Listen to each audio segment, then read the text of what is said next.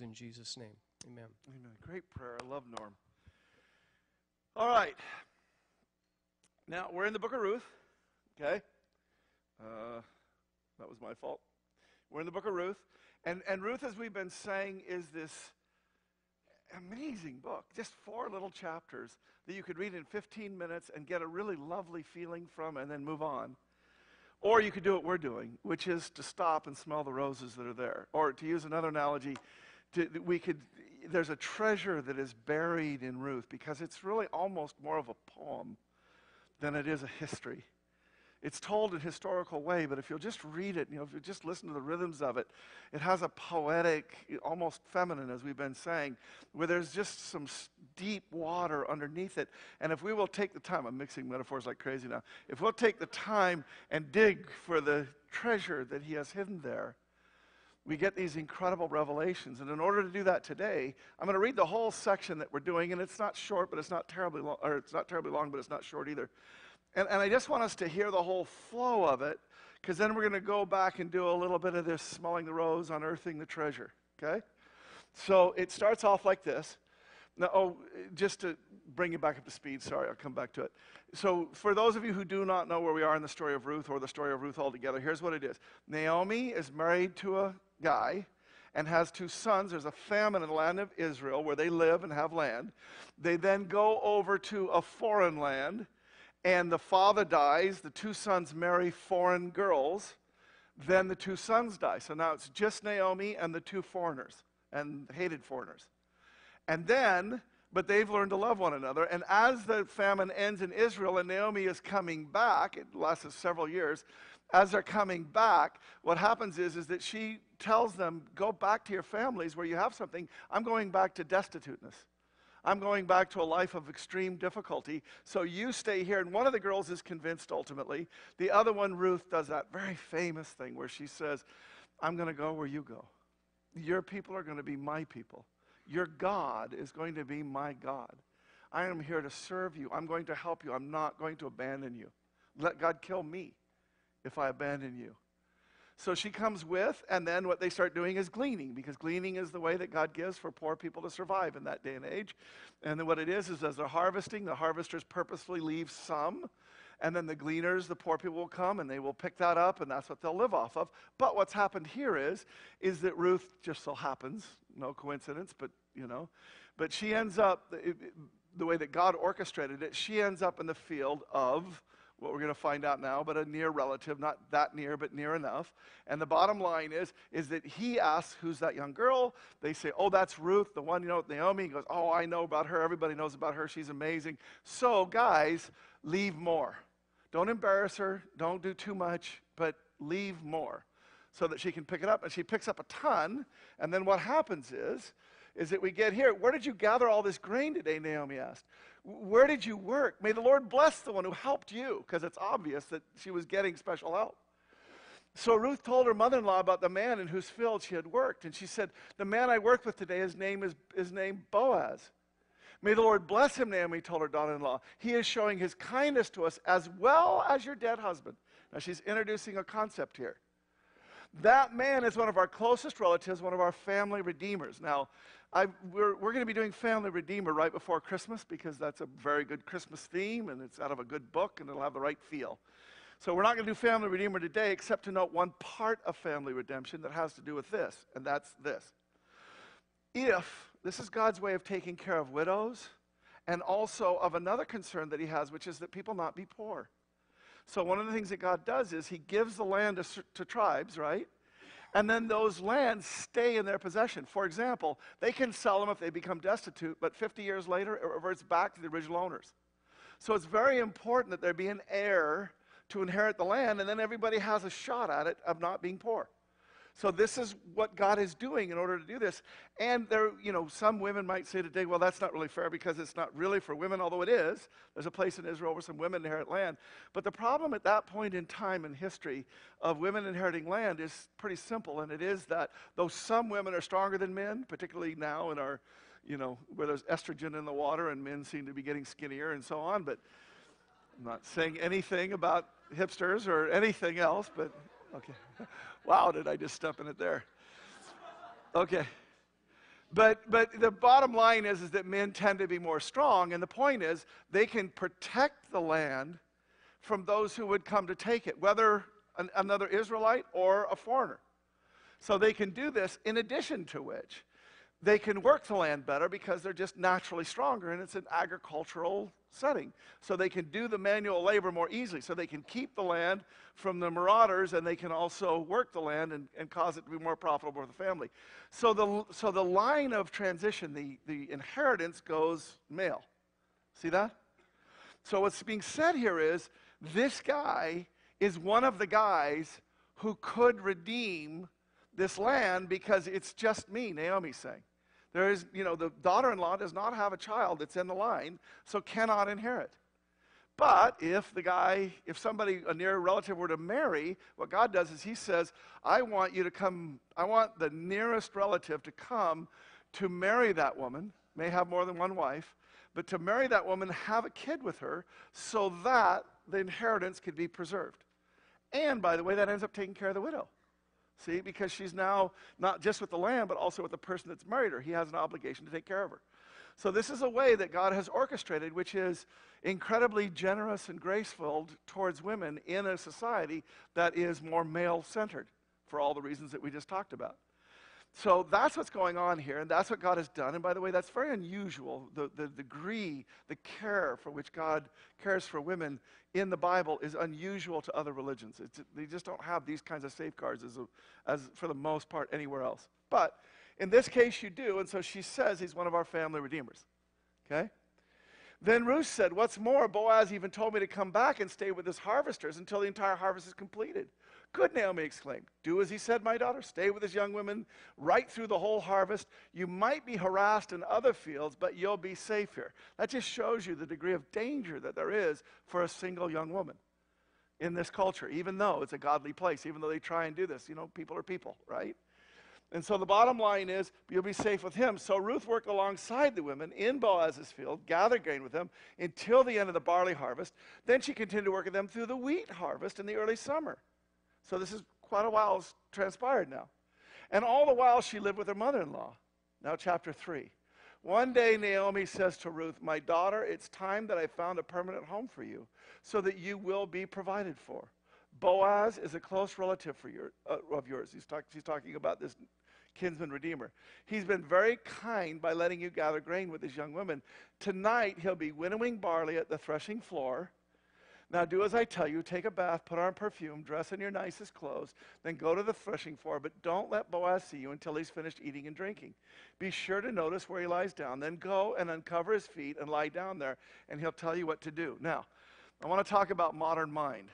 It's difficult for modern mind to read that story and not hear sex. Euphemism for sex. See? It's difficult to say she's not prostituting herself. It's difficult for us to think that she isn't dressing herself up and going to sleep with him, and then he'll have to take care of her, and then sugar daddy. See? That is categorically not what is taking place here. You will hear people preach that. And it's an abomination because it violates the story in grotesque ways. And we'll see that in 1 second. But I just want to really get that out of everybody's modern mind. Okay? It's a Beavis and Butthead world, and people go to difficult places anymore, increasingly so. Okay? So I hope that reference was, anyway. All right. He'll tell you what to do.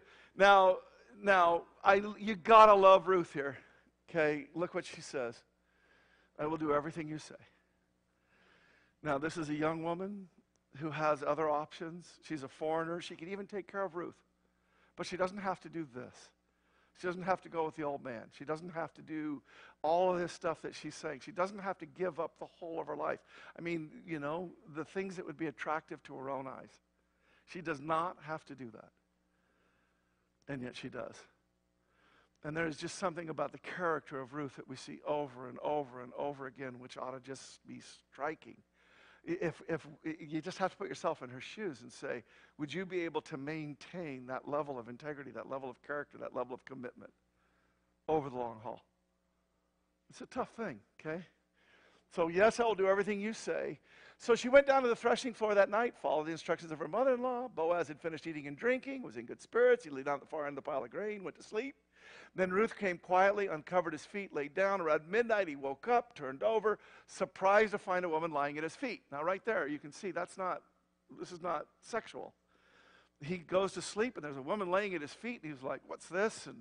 And so, who are you? He said, I'm your servant Ruth, she replied. Spread the corner of your covering over me, for you are my family redeemer. Now, I want to stop here for a second. She's already a servant in essence, right? She's already been told to be with the servant girls. Now, he's not doing what he does with the servant girls because they get pay. She's still doing something, and we don't know if he's paying her or if she's still gleaning or whatever, but she's essentially in that camp as far as the other women go, right? So when she comes and puts herself under his blanket like this isn't a suggestion of sexual. She brings it up right here. This is a suggestion of, I am a widow of an Israelite. And the law is that the next nearest one is to have a child so that this thing can be preserved. And even though I'm a foreigner, this still applies. And so, you see it? So she's asking for something much more than just, can I keep working in your fields and would you like me and sugar daddy me or whatever. See, she's asking for something much more substantive than something superficial and stupid like that. She's not selling herself. So she's, in fact, quite the opposite, in fact. And as he says, the Lord bless you, my daughter, Boaz exclaimed. You are showing even more kindness, family loyalty now than you did before, for you have not gone after a younger man, whether rich or poor. Now, don't worry about a thing, my daughter. I will do what is necessary, for everyone in town knows you are a virtuous woman. See, everybody knows your character. You are a good person. You're in a tough place. I'm going to cover you. I am going to take the blanket. I'm going to metaphorically put it over you, and I'm going to cover you as you were asking me to do. See what I mean? Now, that's a beautiful story, isn't it? Now, I just want you to see something here. You see where I put kindness in brackets and family loyalty? This is NLT. NLT is what we call a paraphrase, which means they're trying to get you to hear what a person of that day and age would have heard when they read that verse. And a lot of times, the problem with a paraphrase is there's a meaning that's in that word for translation that can cut two or more ways. We have it all the time in English, right? Double entendres or just puns or whatever. They mean more than one thing, okay?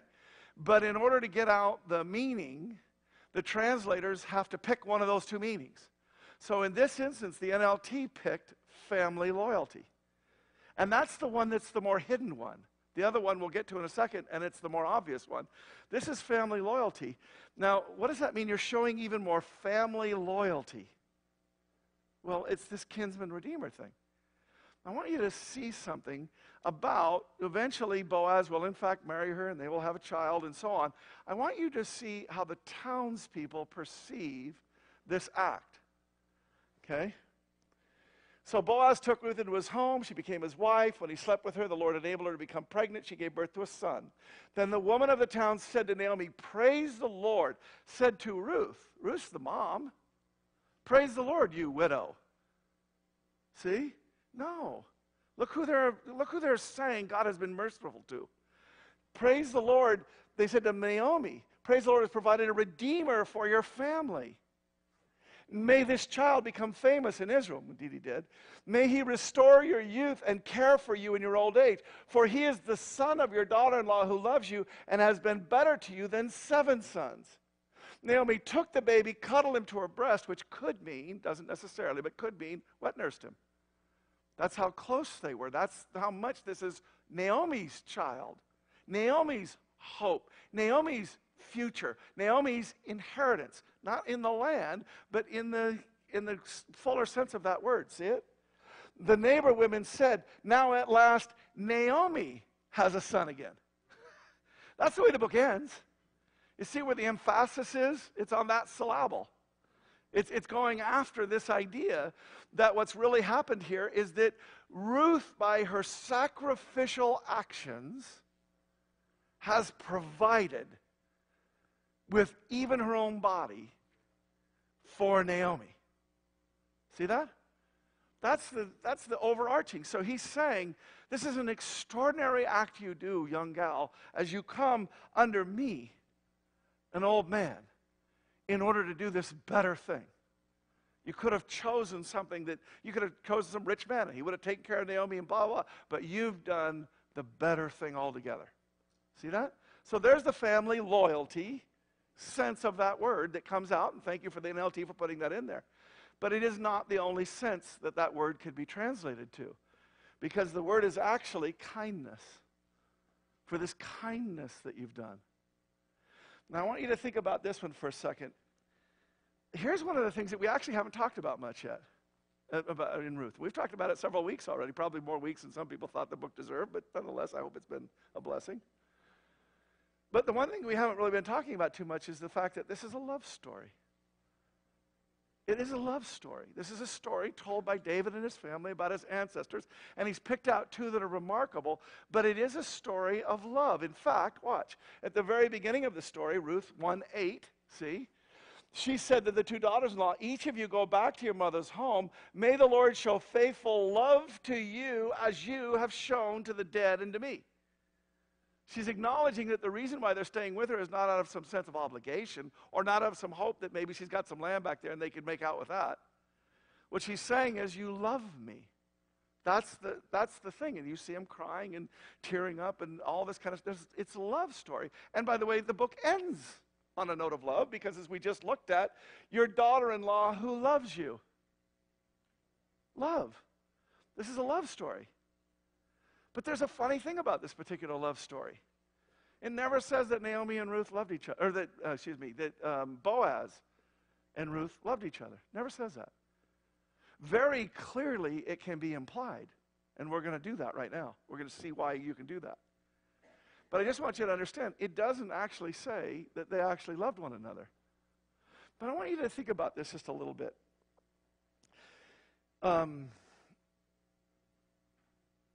Here. The message in picking up this other meaning says, God bless you, my dear daughter. What a splendid expression of love. That's the kindness word. He translates it love. Now, is it family loyalty love for Naomi? Or is it love for Boaz? See? Now, and when you could have had your pick of any of the young men around. Now, I want to tell you why I think when I don't know about you guys, but you know, I'm a person. I'm a human being. I think that includes all of us. Okay, I hope. If not, let me know after the service and we'll talk. But you know, as people, as human beings, we are made to actually be attracted to attractive people. And I mean, I'm talking about that, I mean the outside, the exterior, beautiful or handsome. We're made to be drawn to people that have certain high cheekbones and so on and so on. And that can be culturally different and so on. But the bottom line is every culture has its definition of beauty. And when people see it, they are moved towards it. That's the way that we are as human beings. It's not to, well, that's the way that we are. But there's this other thing that's deeper than that. And the deeper thing is, I don't know about you, but the way that I am, if I get to know somebody, like even like, say, a month, if I work with them for a month, and I've actually worked with them and seen them interact and seen their strengths and their weaknesses and see where, you know, who they really are, I actually start looking at them and I don't see them the same way anymore. Isn't that right? You just don't see them the same way. In fact, it's to this point. If they might be what you might call homely, right? Boy, when you see their character and their nature, when you see who they are, don't they just become incredibly attractive to you? Aren't you drawn to them in the same way that it would have been a superficial external? You're drawn to them, aren't you? And interestingly, conversely, if you meet somebody who's really attractive, but they're kind of a putz, you know, they're just a jerk, or they're got bad morals, or they're just a horrible person or whatever, when you see them, all of a sudden that angularity in the face that was supposed to define beauty becomes more like, you know, a witch's angles. Doesn't it? I mean, I really have this problem to the point that somebody says, well, what do they look like? I'm pretty sure if you put me with a police sketch artist, I couldn't accurately draw anybody that I know well. I'm really being quite serious about this. I think there's probably part of my brain that's partly broken, and you probably know that all too well if you've been here for a while. But But I mean, I really don't see that anymore. When I see somebody, I see that thing that's in them and I'm just, like if the police spot it, here's who they are. Man, they're just really nice and they're really gracious and they're really, how do I draw that, Kurt? Well, I don't know, but they're really nice and they're just loving and they do all these things. And you see what I mean? That's the way I think about people and that's the way that I see them. And I don't think I'm alone. I think most of us actually do have that happen to us. Now, I want to say something. There's another thing about this love story that's very interesting. It never says that either Ruth or Boaz is handsome or beautiful. We picture them that way, don't we? Because we hear a story of a young woman and she's got to be what? Pretty. Right? But it never says that she is. In fact, it says something all different than that. Because watch what he says. Is this you guys know those commercials, the most interesting man in the world? Adam Obanski was the first guy that introduced me to that. And I think those commercials are awesome. I think they're so funny. But this is an older guy who's quite handsome and quite wealthy and quite interesting. And so all the young girls are attracted to that. And indeed, we know in the world that that's true, right? You get somebody who can protect you and who can cover you and he's handsome. And young women will, in fact, fall in love with him. Not just sugar daddy, actually fall in love with him. Okay? Now, the bottom line is, though, look at the reaction that Boaz has to Ruth's kindness. You're showing even more kindness now than you did before, for you have not gone after a younger man. Can I read between the lines and say what he's saying? I'm not particularly handsome. Why are you choosing me? I'm wealthy, but I'm not. There's other richer men than me. Why are you, see what I'm saying? That's not actually what he's saying at all, but I just want you to hear this for a second. See it? I want you to hear that his reaction is not the most interesting man in the world. Well, of course, so you like me because I'm handsome and I'm rich and I'm, you see? It doesn't have that in it, does it? It has something quite different than that. It's, you're doing a thing of kindness. Not love, even though it is love, but it's kind that you would have chosen me. Do you see what an interesting word all of a sudden this becomes? See, and that triggers us to something, doesn't it? In fact, do think about it. See, the Lord has the same problem I do because, I'm glad that I've got the same problem he does. The Lord doesn't see things the way you see them. People judge by outward appearance, but the Lord, he looks at the heart. And what Boaz has said about Ruth is that everybody in town knows that you're a virtuous woman. And though I saw you before and you were a girl who was taking care of a relative and I admired you for that, as I've watched you work, as I've seen you do the things that you've done, as you've done these kinds of things, I want to ask the question, has Boaz fallen in love with Ruth? And if he has, is he hoping that she will choose him? I don't mean sexual love. See where if we go sex with it, it cheapens the whole thing and takes the preciousness of the meaning out of it? What I'm talking about here is that Boaz, as a good man, has seen this good woman. And he has fallen for her. Not because of her looks, not because of superficial, not because of external.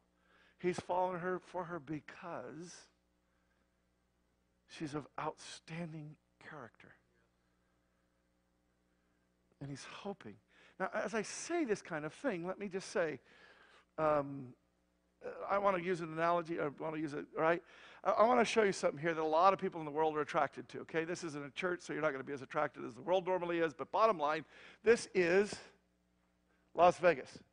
Okay, glitzy, glamoury, bright lights, neon town, all lit up, and all of these things, and boy, isn't it fun, and you can laugh with people and eat dinner and then go gamble, and then you get to see all these bright lights, and you get to see all these shows, and you get to see all these water shows, and all of these things, and it's so attractive to us on one level, isn't it? Fleshly, again, we're in a church, so maybe we're saying no, but just be fleshly for a second, okay? The pastor will never tell you to do that. So this is your one chance, okay? Yeah, time's up. I want you to just, I had to edit this video because there were some pretty fleshly things in there that I didn't want to show in church. Okay? But when you see something like that, that's pretty. That is attractive to the eye, right? That is that person when you first meet them and they've got the right features. This is attractive, and there is something about it that is beautiful, and it's done well, and the whole 9 yards and everything else. And so there is a level of attraction to it on a fleshly level. But you know what Las Vegas really is? It's a town that looks good at night, because in the daytime it's a desert. See? An arid, vacuous, life-sapping place. It's a desert. Okay? And it does not stand the cruel light of day. Okay? It's dust. You go down to that row right there, and you go walking around in there, and there's dirt everywhere. It's just dirty. They do their best to clean it up, but it's a desert. So there's dirt. It blows in. It's just, you see what I mean? Now contrast that glitzy, glamorous thing with what God intended for us. A garden. A place of richness. Now, is it glitzy and glamoury? In a very real way, it's not as attractive in some fashion as is the glitz and the glamour that really strikes the senses, even overpowering them. This is a beauty that invites you into it. This is a beauty that you have to stop and smell the rose to find. This is a beauty that you have to work and unearth, and there is life in it. The other one saps life from you. It takes from you. It steals from you. It has the hangover and the emptiness of the day after. This is one that goes on forever. This is life. And if you will choose this more subtle but more substantive life, then you will have chosen the better thing. It is a choice of character. Do you go after the glitz and the glamour? Or do you go after the more substantive, long-lasting, life-giving beauty? Which do you do, see? Now, that's the decision that Ruth made, isn't it? She could have done what her eye and her flesh desired. Instead, she looked at the deeper things. And though there was arguably not the attraction there on the physical level, she saw a good man. A very good man. If Boaz had been a jerk and Naomi said, come under his cover, do you think that Ruth would have said so willingly, yes? I don't think Ruth is stupid. I think that when Naomi tells her to come under this man's cover, she says, I want to. This is a good man. This is a good human being, a good person. And I'm attracted to that. I have love for that. Do you see it? I think that this is the love story that is unfolding before us. And frankly, I think that that's just right there is a phenomenal insight about the book and everything else. But it hasn't got us to the place to where we understand about seeing God face to face. So we need to just do one more thing before we wrap up here. And it goes like this. I want you to think now for a moment that this is an allegory. Now, it's not an allegory as in a parable, as in a fake story that is exhibiting some characteristics. This is a real historical story of two people who are doing what? Are acting the way that God intended people to act. And when they do, who do they image? God. See? He made them to image him. And when they act the way that Ruth and Boaz do, they image God. And in that regard, we can look at this story not just a story about Ruth and Boaz, but as an allegory between God and us. And if so, let me ask you, who's God in the story? Who is it? Boaz and Ruth, so pick one. It's Boaz. See, Boaz stands in as God. This is what's being revealed about him. And if that's true, then I want you to just follow for a second here. Look at how God has chosen to reveal himself. Here's who God is. Revelation, lightning, thunder, glory. You can't look at him, but you'll be convicted and die. Look who God is. God is spectacular. God is beautiful in ways that Revelation can't even find the words to communicate how beautiful he is. But you want to know something really interesting about how God comes to us in Christ? Isaiah tells us that there was nothing beautiful or majestic about his appearance, nothing to attract us to him. You see, he came in a way that he was saying, I want you to stop and smell the rose. I don't want to attract you because I'm beautiful, because that is just the flesh. That is something that is superficial. That is something that will not last. That is not substantive. That is not life-giving. I want you to come to see an average-looking man who has something outstanding about him, which becomes to us beautiful. See it? This is the choice that God is wanting us to make about him. So now again, I'm asking you this question about Ruth. Really, I hope you're right with me here. Who is God choosing to reveal himself as? What kind of God, what kind of person in this story? Is it the majestic God, beautiful lightning, fire, glory? Or is it an old man who's just hoping that we will choose him?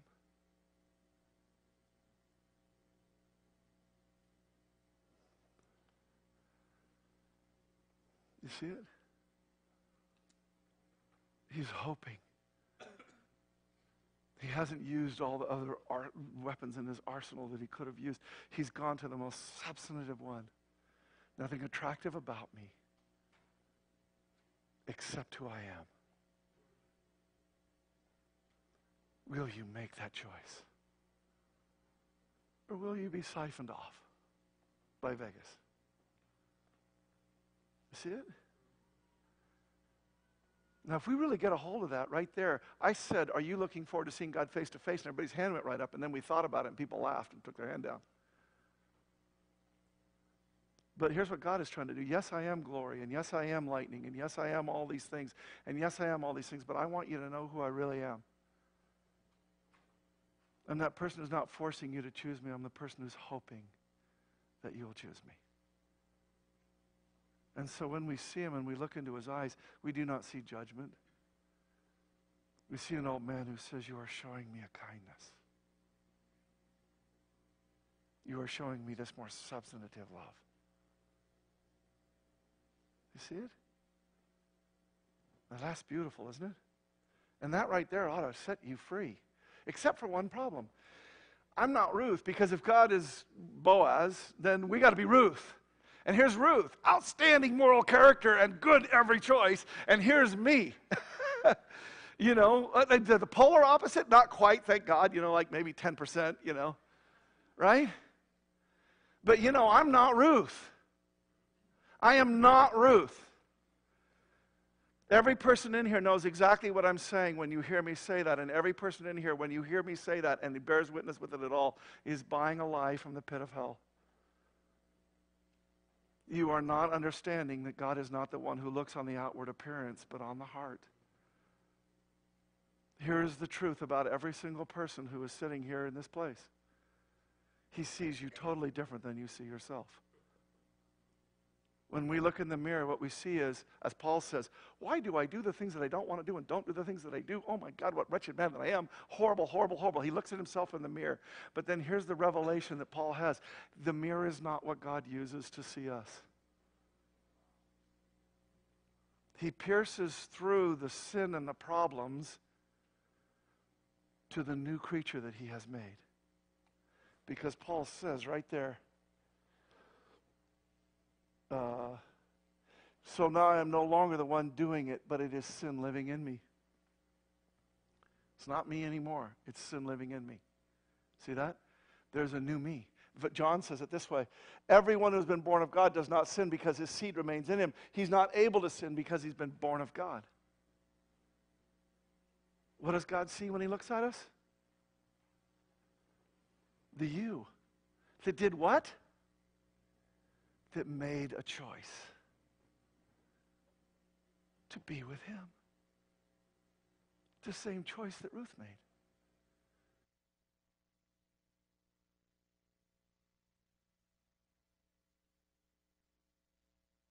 That's the choice. And to him, it is beautiful. To him, you, the one that he has made, is beautiful. Is there a bunch of crud?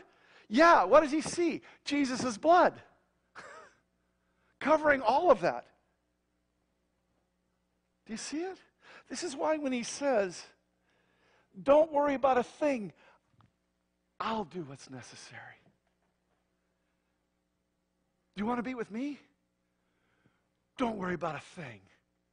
I'll take care of it all. I will make you new.